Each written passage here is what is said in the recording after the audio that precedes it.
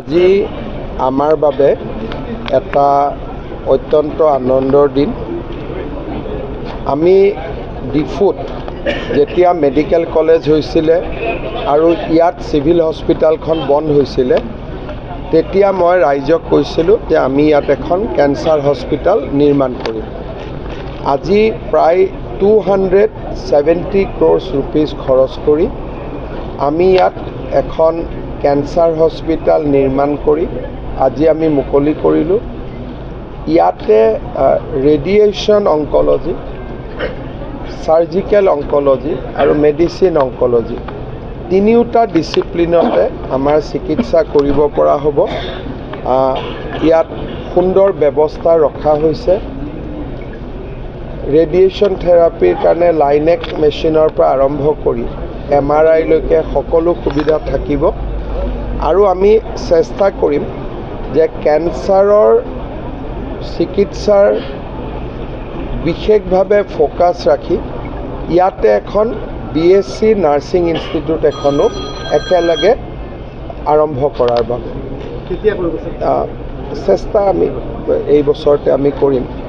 আৰু গোটেই অসমতে আমাৰ কেঞ্চাৰ হস্পিটাল 17খন নিৰ্মাণৰ কথা আমি কৈছিলোঁ।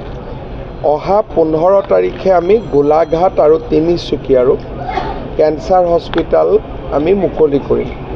আৰু চাওঁতে চাওঁতে অসমত 12খন কেঞ্চাৰ হস্পিটাল আমি সম্পূৰ্ণ কৰিব পাৰিলোঁ। আৰু 5খন কেঞ্চাৰ হস্পিটালৰ নিৰ্মাণৰ কাম বিভিন্ন পৰ্যায়ত চলি আছে। কেঞ্চাৰ চিকিৎসাৰ ক্ষেত্ৰত সমগ্ৰ দেশৰ ভিতৰতে আটাইতকৈ বেছি সুবিধা থকা ৰাজ্য হিচাপে অসমে আজি স্বীকৃতি পাইছে। কাৰ্বি আংলঙৰ ডিফুত আজি দুটা খুব ভাবিব নোৱাৰা কাম হ'ল। ডিফুত ফ্লাইঅভাৰ নিৰ্মাণ হ'ল প্ৰায় 200 crores ব্যয় কৰি, তাক আজি আমি ৰাইজৰ বাবে মুকলি কৰি দিলোঁ। কেঞ্চাৰ হস্পিটাল ৰাইজৰ বাবে মুকলি কৰি দিলোঁ। এক প্ৰকাৰ ডিফুলৈকে এটা ভাবিব নোৱাৰা পৰিৱৰ্তন আহিলে। অনাগত দিনত নিশ্চিতভাৱে আৰু আমাৰ কাম আছে। আমি ইয়াত সৈনিক স্কুল এখনো হাতত ল'ম। আজি তাৰো আধাৰশিলা হ'ব। বহুবিলাক কাম আমাৰ কাৰ্বি আংলঙত হৈছে আৰু হোৱাৰ পথত। মই কাৰ্বি আংলঙবাসী ৰাইজক বহুত বহুত অভিনন্দন জনাইছোঁ।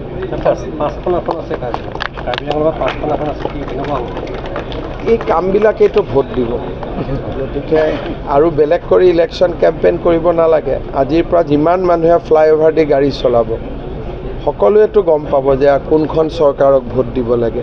ইয়াত আহিবৰ বাবে মই প্ৰেয়াৰ নকৰোঁ, ইয়াক দূৰৰ পৰাই চাব লাগে। ইয়াত নাহাটোৱে ভাল, ভগৱানক খাটিম। কিন্তু অন্ততঃ এতিয়াৰ পৰা ৰেডিয়েশ্যন ল'বৰ কাৰণে গুৱাহাটী মুম্বাই যোৱাৰ পেচেণ্টসকলৰ প্ৰয়োজন নাই, ইয়াতে ল'ব পাৰিব। আৰু কামেই পৰিচয় হৈ পৰিছে আজি, বেলেগ পৰিচয় কোনো প্ৰয়োজন নাই।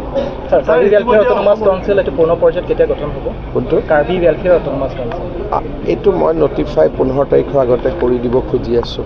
আজি বা কালি বহি কৰি দিব হৈ যাব।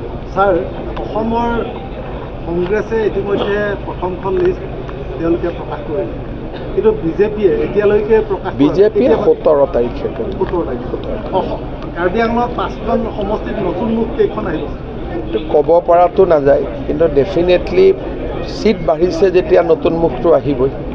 হ'ব। এজিপিৰ সৈতে কেতিয়া হ'ব? এজিপিৰ সৈতে হৈ গ'ল। এইটো 17 তাৰিখে আমাৰ পাৰ্লিয়ামেণ্টাৰী বৰ্ডত হ'ব। এজিপিৰ সৈতে আলোচনা নাই আৰু সম্পূৰ্ণ। ধন্যবাদ।